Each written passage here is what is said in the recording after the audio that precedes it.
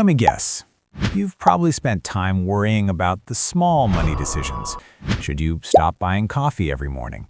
Should you cancel that $12 subscription? Should you stop eating out twice a week? And look, those things matter.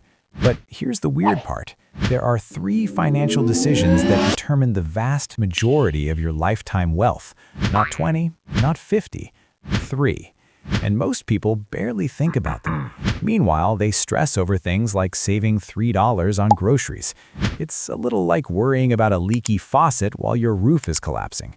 Because the truth is, the difference between someone retiring with $200,000 and someone retiring with $2 million usually comes down to 3 decisions made decades earlier. And here's the scary part. You probably won't even realize you made the wrong choice until 20 years later. My name is Leo, and I spend way too much time thinking about how everyday financial decisions compound over decades. If you're someone who feels like you're working hard but not getting ahead financially, make sure to hit the subscribe button and give this video a thumbs up if this helps you out. Because today, we're going to talk about something that almost nobody explains properly. Not budgeting, not cutting expenses, but the 3 financial decisions that quietly determine about 80% of your long-term wealth. And once you understand these, you'll start seeing money very differently. Decision number 1. The career you choose, or don't choose. Look, most people think wealth comes from investing skill, but the math tells a very different story. According to data from the U.S. Bureau of Labor Statistics, the median household income in America is about $74,000 per year. Now, that sounds fine, but here's where things get interesting. If someone earning $74,000 manages to save 10% of their income, that's about $7,400 per year. Now, let's say they invest that money into the stock market and earn a long-term average return of 7% per year. After 40 years, they'd end up with roughly $1.5 million, which honestly isn't bad. But now, let's change just one variable. Imagine someone earning $120,000 instead of $74,000, and they still save 10%. Now they're investing $12,000 per year. At the same 7% return for 40 years, they end up with about $2.5 million. Same investing skill, same discipline, same stock market, but $1 million more wealth.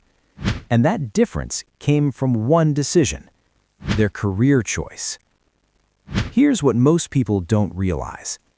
Investing gets all the attention, but income is the engine that fuels investing. You cannot invest money you never earn. And unfortunately, most people treat their career like it's something that just happens to them, instead of something that can be intentionally optimized. The career compounding effect. Think about this. If you earn $20,000 more per year than someone else, and you invest just half of that difference, that's $10,000 per year invested. Over 40 years at 7%, that's $2 million from one decision. That's why high earners often become wealthy even if they aren't great investors, and low earners struggle to build wealth even if they try very hard. Now you might be thinking, okay, Leo, but not everyone can just pick a high-paying career. And that's true. But here's the key idea. Wealth isn't just about your starting salary. It's about your earning trajectory. Fields like technology, healthcare, finance, and specialized trades often have huge income growth potential. Meanwhile, some careers plateau early, meaning the real financial decision isn't just what job you take. It's whether you choose a career with long-term income growth. Decision number 2, the person you marry. Now, this one might sound strange at first, but statistically, it's one of the biggest financial decisions you will ever make. According to research from Stanford University, financial conflict is one of the top predictors of divorce, and divorce itself can be financially devastating. The average divorce in the U.S. costs about $15,000 to $30,000 in legal fees alone. But the real cost is much bigger because assets get split, homes get sold, retirement accounts get divided. In many cases, household wealth is cut almost in half.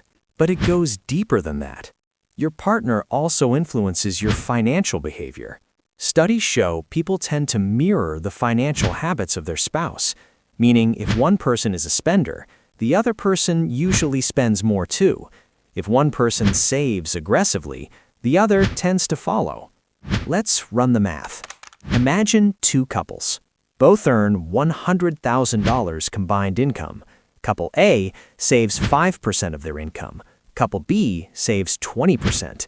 That means Couple A invests $5,000 per year. Couple B invests $20,000 per year. After 35 years, it's 7%. Couple A, about $700,000. Couple B, about $2.8 million. Same income, same economy, same country, but $2 million difference, driven largely by shared financial habits. This is where it gets really interesting. Psychologists talk about something called financial compatibility. It's not just about income. It's about risk tolerance, spending habits, debt attitudes, long-term goals. Two people with the same income can build completely different financial futures depending on how aligned they are financially. That's why some couples quietly build millions together, while others constantly feel broke despite earning good money. Decision number 3, whether you invest early or wait. Now this is the decision that almost everyone underestimates because time is invisible.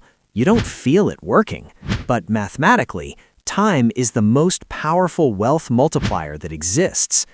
Let's compare two investors. Investor A starts investing at age 22. They invest $5,000 per year for 10 years, so they invest $50,000 total. Then they stop completely. Investor B starts investing at age 32. They invest $5,000 every year for 30 years. That's $150,000 invested. 3 times as much money. But here's the shocking part. At 7% return, Investor A ends up with about $602,000. Investor B ends up with about $540,000. Investor A invested less money but ended up with more wealth. Why? Because they started earlier. Compound interest is weird. It doesn't grow steadily. It grows slow at first, then explosively later. The first decade feels almost pointless, but the last decade? That's when the numbers become ridiculous. Here's what most people don't realize. If you start investing at 25 instead of 35, the difference can easily exceed $1 million by retirement. 10 years, that's all. That's why waiting for the perfect time to invest is so expensive, because the cost of waiting isn't visible today. It shows up 30 years later. The hidden psychology behind these decisions. Now here's the part that fascinates me. None of these decisions feel like money decisions at the time. Choosing a career feels like following your interests. Choosing a partner feels like a relationship decision. Waiting to invest feels like being cautious. But these moments quietly determine your financial trajectory. Humans are terrible at long-term thinking. Psychologists call this present bias. We value today's comfort more than future outcomes, which is why people delay investing. People avoid difficult career decisions. People ignore financial compatibility because the consequences feel far away. The simple framework to get these right. So what can you actually do with this information? Let's break it down. Step 1. Focus on income growth early. Instead of obsessing over saving small amounts, ask yourself, how can I increase my earning power? Skills, certifications, switching industries, negotiating salary. Increasing income early in life multiplies every financial decision later. Step 2. Build financial alignment with your partner. Money conversations are uncomfortable, but avoiding them is worse. Talk about debt, saving goals, investing strategy, lifestyle expectations, because financial alignment compounds just like investing does. Step 3. Start investing immediately.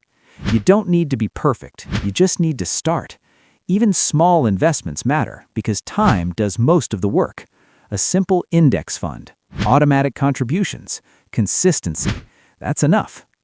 The big takeaway. Look, wealth is often portrayed as something complicated. Exotic investments, complex strategies, secret stock picks. But in reality, most long-term wealth comes down to a handful of early life decisions. Your career, your partner, your start date for investing. Get these 3 right, and you've already solved most of the wealth equation. Final thoughts. If you take nothing else away from this video, remember this.